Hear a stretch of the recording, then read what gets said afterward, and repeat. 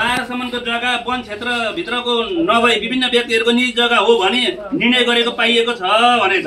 यो निर्णय 11 को निर्णय भनेछ भने कसले गरेको निर्णय? यो 11 को निर्णय त ल्याउनु पर्यो नि त उपभोक्ता समितिले। कि आम मेलाले गरे भने आम मेलाको निर्णयमा 11 गतेको निर्णयमा हुनु पर्यो, समितिको भने समितिको निर्णय त हुनु पर्यो नि त। यहाँ त किनभने उसले त निर्णय नम्बर 11 भनेर खुलाएको छ अदालत उच्चले, उच्चमा त्यति त गएन समितिको भनेर। अनि समिति उपभोक्ता समितिको मिति 70 साल 10 महिना 21 गतेको भनेर समितिको बैठकले भनेको छ। 70 10 21 को भने उच्चले त्यति आफ्नो लेख्नै होला। मलाई देखाउनु पर्यो नि त कसले सही गरेको छ भनेर। कहिलेको मिति छ त्यहाँ मिति 70 साल 10 महिना 21 गतेको छ। 70 साल 10 महिना 21 गतेको छ।